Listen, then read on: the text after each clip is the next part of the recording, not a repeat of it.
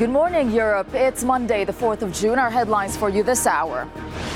Deadly eruption. A volcano in Guatemala sends a river of lava into a village. At least 25 are dead. Hundreds are injured. We have full coverage, including from the Cube, our social media news desk. Yes, we'll bring you the story of the hiker who witnessed that eruption, and also we'll be debunking the posts online, sorting fact from fiction.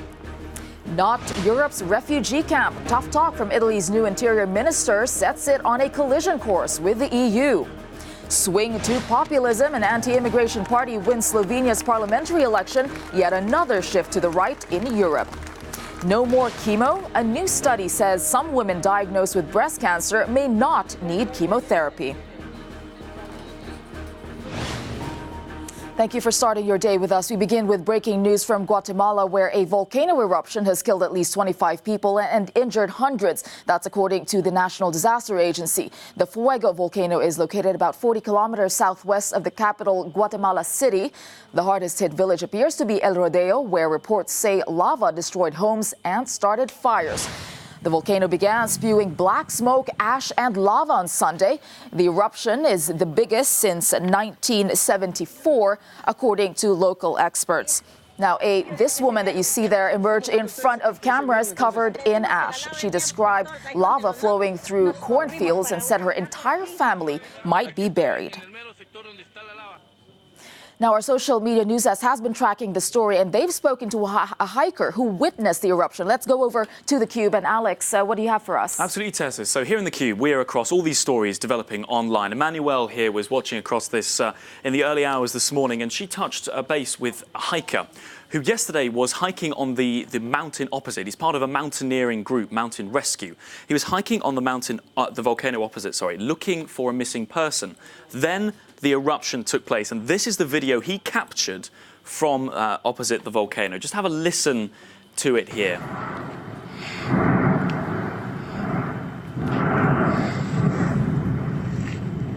So this is as it was taking place yesterday. Luis, the gentleman here, who was hiking on the other mountain, he and his group then started being showered with debris from these clouds. Luckily for them, they were not in the way of the flow of debris coming from this. Instead, they were being scattered with small parts that they would be able to hold in their hand. However, as we saw briefly from the visuals there of that lady covered in ash, this volcanic eruption is particularly devastating because of the flow of debris, the hot ash, the hot cloud that is moving through.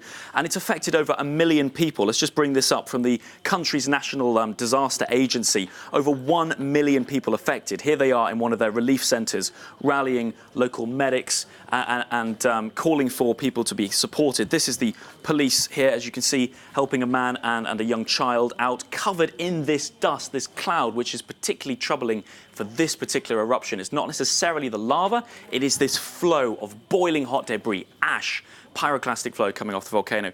We want to just point out, though, that some of the images being shared online are fake. Well, fake in one sense. This image is from Hawaii, not Guatemala. Yes, it's a real picture, but it's being shared in the incorrect context. This tweet from the government of Guatemala telling people not to share false information, identifying pictures from different eruptions. You'll probably be seeing this all over your feeds. Now, here in the Cube, we're keeping across all the latest posts, speaking to as many people as we can who are affected there to bring you the latest information. We'll have more as this develops. Thank you for that, Alex. And indeed, we are keeping an eye on this developing story, and we'll bring you the latest as and when we get them. Now, rescue efforts will resume today after a boat carrying migrants capsized this weekend. It happened off the coast of Tunisia. At least 48 people drowned and many more are still missing. So far, 700 migrants have died this year in attempts to cross into Europe. In this latest incident, Coast Guards say they have rescued 67 people from the water, but the exact number of those on board is still unknown. Well, Sicily cannot be Europe's refugee camp. Those words are from Matteo Salvini, Italy's new interior minister. He was visiting a migrant detention center in the Sicilian port of Pozzallo. Protesters made it clear they rejected his plans to crack down on immigration. Salvini and his far-right League Party have promised to block the arrival of boats of migrants from Africa and to deport up to 100,000 illegal immigrants each year. Well, Salvini's pledge is one of the first since Italy's new coalition government was sworn in. And for more, I'm joined by Alan Friedman in Lucca, Italy. He's a former Financial Times correspondent and author of a book on the prospects of the Italian economy. Good to see you there, Alan. What exactly has Salvini promised here in this crackdown on immigration, and can he deliver? Salvini, the new interior minister and co-leader of the new populist government, has promised to deport more than 500,000 illegal immigrants. He hasn't said where he will send them back to. These are people without any paperwork. So it's very hard for the Italian government to actually know where to send them or which governments could take them. But that's the promise. He's also promising to say no to the rest of Europe about the famous Dublin regulation on immigration. And he's taking a generally hard line in a populist government which is still facing its confidence vote in the next day or two. Yeah, you talked about the Dublin regulation. That's the migration rules, and EU ministers will meet tomorrow to talk about that. Is Italy on a collision course with Brussels on this issue? Well, although Angela Merkel did say yesterday that she understands that the Italians feel they've been left alone over immigration and are resentful, the Dublin regulation that bothers the Italians or the populists is the rule that says when you arrive as an immigrant in Europe, you must register and be counted in the country you arrive in.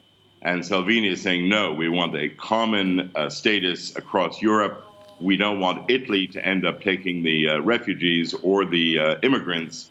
And of course, this contradicts the reality, which is that immigrants into Italy and landings have dropped by 80% in the last year, because the previous Italian government was basically paying Libyan militias to keep them on the other side of the Mediterranean and to block them. But Salvini is consistent with his pledge, and this is the populist era where you promise to stop immigrants, you blame the economic woes on immigrants, and Salvini is pursuing that line like Orban in Hungary or other anti-immigrant far-right extremists across Europe. Indeed. Thank you for that analysis, Alan Friedman, a journalist and author. Thank you. And Italy is not the only country that could be headed towards a showdown with the EU. Slovenia has also elected an anti-immigrant party in their general elections. The nationalist Slovenian Democratic Party, which is closely allied with Hungary's Viktor Orban, took around 25% of the votes. Their campaign was run on a typically populist and anti-migrant platform without enough votes to form a government, though the party led by former Prime Minister Janez Janša is expected to have trouble forming a coalition. Project Fear on speed. That's how it's been described by one hardline Brexiter. Brexit supporters have hit back at leaked predictions that warn of 3 possible scenarios if Britain leaves the EU without a deal. Well, for more on this, I'm joined by our correspondent Vincent McAvenny live from London. Vincent, what does this report warn about exactly? Well, good morning, Tessa. For months, Brexiteers have been trying to say that no deal is better than a bad deal. But it seems officials here on Whitehall simply do not agree with that. Now, this report, it's an explosive report written at the Department for Exiting the European Union, sets out 3 scenarios for a no-deal Brexit: mild, severe, and Armageddon. Now, we don't know what Armageddon would be, but just that middle one, severe, would see the port of Dover collapse within 1 day, supermarkets not having food on the shelves within a couple of days, and hospitals across the country running out of medicine within 2 weeks. So some really big impacts. And it talks about having to use the RAF and chartering flights to get emergency supplies to parts of the country. Yeah, and Vincent, there's been a lot of criticism over Project Fear. What are the consequences? Well, this report is highly sensitive. Only a handful of government ministers have seen it, and it's locked here in a safe. So someone feels strongly enough that this information must be in a public domain, a high-up official here, that they have risked their job for this. But senior Brexiteers like Ian Duncan-Smith have said this is yet more Project Fear, and that the civil service simply isn't being imaginative enough. Now, we are sort of around a year away from the Brexit period, less than a year now, and I think officials here obviously are quite worried. Someone putting this out into the public domain, trying to show people that whilst Brexit at times might seem hypothetical and detached from your day-to-day life, these could be some real-life consequences if the current progress on the deal is not speeded up and we end up in that no-deal situation. All right, thank you for that, Vincent McAviney, live in London. There's good news for many women diagnosed with early-stage breast cancer. A groundbreaking medical study has found that using chemotherapy to treat it may not always be necessary. NBC's Ann Thompson has more. Last fall, Deborah Reese heard the dreaded words, "You have cancer." I was incredibly surprised. Stage 2 breast cancer. Reese worried about chemotherapy, but a genetic test that predicts the rate of cancer coming back revealed her risk was low, so she didn't need chemo. I was relieved because that adds a whole different dimension to your treatment. That test, Oncotype DX, was helpful to those with low scores like Reese, who didn't need chemo, and those with high scores who would benefit from chemo. But what about all the women in the middle? Now at the annual American Society of Clinical Oncologists meeting, the largest study ever of women with estrogen-fed breast cancer that hasn't spread to their lymph nodes gives doctors and patients the answers they've sought. Dr. Jennifer Litton is an oncologist at MD Anderson Cancer Center. So is this a game changer? This is a game changer for these women. The study was just released in the New England Journal of Medicine. Researchers split that middle scoring group in two. Some got chemo plus hormone therapy, others hormone therapy alone. The outcomes for cancer recurrence and overall survival in both were about the same. Now we can identify a larger group of women that we can avoid chemotherapy and just give anti-estrogen therapy and get the same results. The side effects of chemotherapy can be devastating. Hair loss, fatigue, and nausea, to name a few. Now, with the guidance of the gene test, those with the middle scores, the majority of women can skip chemotherapy, a development that will change the course of treatment. A lot of my patients who are still wondering in their heart, should they have done chemo or not, I think this will be very reassuring. For Reese, who recently celebrated her 27th wedding anniversary, it's a decision she feels good about. It's always good to know that. Always good to have reassurance. Taking away harsh treatment and keeping survival rates the same while giving women a better quality of life. Ann Thompson, NBC News, Chicago. And still to come for you on Good Morning Europe, Germany's Chancellor Merkel sets out her vision for Europe, urging deep reform of the bloc amid a growing challenge from Eurosceptics and from theCUBE. The outrage online after a whale is found with around 80 plastic bags in its stomach. But first, let's look at your weather. You're watching Good Morning Europe. Our top story this morning, a deadly volcanic eruption in Guatemala kills at least 25 people and injures hundreds. Euronews journalist Tokumbo Salako has all the details. An apocalyptic scene as a victim of Guatemala's Fuego volcano eruption wanders dazed along a road. Clearly exhausted, she explains to rescuers that she's the only survivor, as the cornfield in which she and several others were working was quickly filled by lava. Others were not so fortunate, buried under a mountain of mud. Asked what happened, this man simply says, "Look at the state I'm in."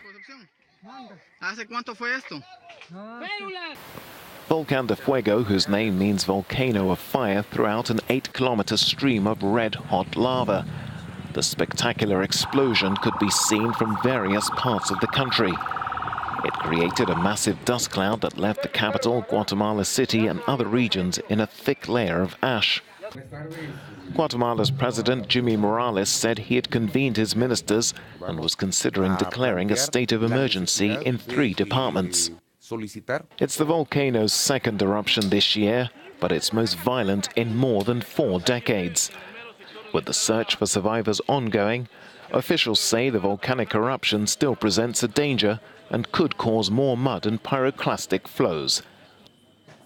Takumbo Salako reporting there. Now, there is a heartbreaking story of a pilot whale in Thailand that is really causing a lot of reaction on social media. Alex in theCUBE has more on this. Absolutely, Tessa. Now, often we see images of whales on beaches, sad when whales wash up, and there's always a focus on what led these lovely animals, these beautiful animals, to be in that situation. Well, check this out. This is the contents of the stomach of that whale. We can have a real push in on this. What is this that it's ingested? Are these, is this marine wildlife? No, these are plastic bags, more than 80 plastic bags eaten by that whale. This whale starved to death after eating these plastic bags. It was spotted by locals off the coast of Thailand, but basically floating abnormally. Well, the whale was in distress and people spotted it. So a team of vets rescued the whale and brought it in onto the beach. The whale obviously wasn't looking healthy, so they tried their best to save this animal. They tried for 5 days to save this animal. But after all their extensive efforts, the animal died. 85 plastic bags meant that this whale starved to death. There are now calls, particularly from this Thai NGO and NGOs around the world, for all of us to get a grip on our use of single-use plastics, the majority of which, it seems, end up in the oceans and then they're ingested by fish, by marine wildlife, and we get stories like this. Now, the CUBE team here, we've been seeing a lot more distressing pictures of this, which we won't be showing you this morning, and people are sharing those and are very upset about the fact that it was human activity, putting this plastic in the ocean, that caused this pilot whale to die. So there was a lot of strong feeling about this. And again, it feeds back in, Tessa, into that story about our fight against the planet's plastic addiction. What are your thoughts? Let us know using #TheCube. Indeed, it's a tragic story. Thanks for that, Alex.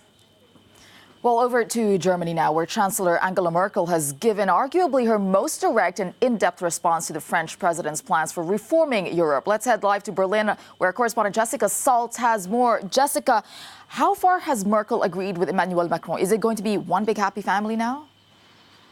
Well, of course, Macron gave his grand speech outlining his ambitious plans for Europe back in September last year. And there's been a sense that since then he's really been holding his breath, waiting for at least a public response from the German Chancellor. And in this interview with the Frankfurter Allgemeine newspaper, it's certainly the most forthcoming that Angela Merkel has been in a response to Emmanuel Macron's plans. And I think there's certainly quite a lot that Macron can be happy with. Certainly we see a marked move away from what we consider a customary with German approach to European policy, austerity and belt-tightening measures. And instead, now Merkel says that the coalition government plans to put its hands in its pockets and invest more in innovation and also to redress the discrepancies between the economies of the Eurozone. She says this is outlined in the coalition agreement. The ESM, the European Stability Mechanism, will now become the EMF, which will be a longer-term solution to providing short-term debt and money, short-term debt relief and money for cash-strapped nations. And one big concession to Emmanuel Macron by Angela Merkel in this interview is her stance that a joint military force across Europe is important. This is something that Macron has pushed for and the French and German governments have been speaking about, but something that isn't very popular domestically here in Germany. All right, thank you, Jessica Saltz, for keeping an eye on this story. And still to come for you on Good Morning Europe, why do the French strike so much? A French worker tells us why she feels it's important for her. But first, let's look at your weather. You're watching Good Morning Europe. Welcome back. Now, it's a big week for the French government and rail workers who have entered their third month of strikes. A vote is taking place on Tuesday over plans to reform the rail sector. Annelise Borges is live for us outside the Senate in Paris. Hi there, Annelise. Can you tell us more about this vote? Well, this vote is going to be one more step in a long and laborious process. The bill has gone through the lower house, is now going to come here to the upper house of Congress, where senators will vote on Tuesday. And then a commission will be created with members of both the houses of Congress to organize a final vote. It just goes to show how complicated this reform actually is. A reform that the government of Emmanuel Macron is adamant about, but a reform that has caused one of the largest strikes in recent memory. Rail workers have been walking out of the job for more than 2 months. Now they've just entered their third month of strikes. And I spent the day with one of them to understand just what they're fighting for. Take a look. We must stay active. We must go and see our colleagues and inform them about what's happening. This is not a stay-home type of strike. It's an active strike. We're fighting against the destruction of the public sector, against the destruction of our statues. The statues is what protects rail workers. It's what allows us to say if a train is not up to standard. The conductors can say there's a problem. I'm not taking this train.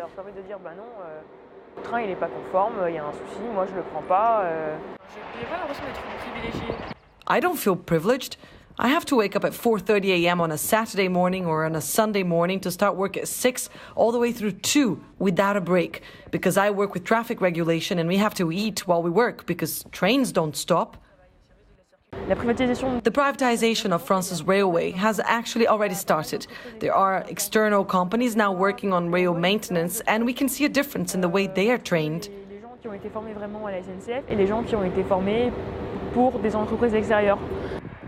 I understand that commuters are angry. I understand because I know that when you want to take a train to go to work and that train is sometimes cancelled or is 40 minutes late, I understand that they can't take it anymore. But what they need to understand is why this dysfunction exists. Why do trains get cancelled? Well, because we no longer have a reservist system to cover for those conductors who couldn't come to work. So the company should not be dismissing people, which is what they've done for years. People retire and they're not replaced. The amount of work remains the same, and there are simply not enough of us to get the work done. What we want is for them to give us the means to do this job. So this is one view, of course, but this reform is definitely one of the biggest battles the government of Emmanuel Macron has been fighting. All right, thank you for that, Annelise Borges, live in Paris.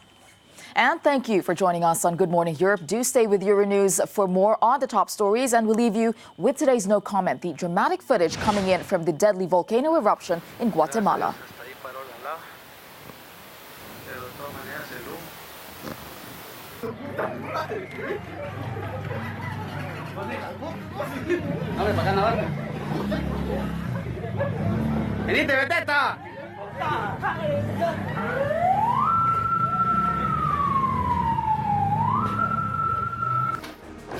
Todo esto se vino un río de lava y entró en las viviendas.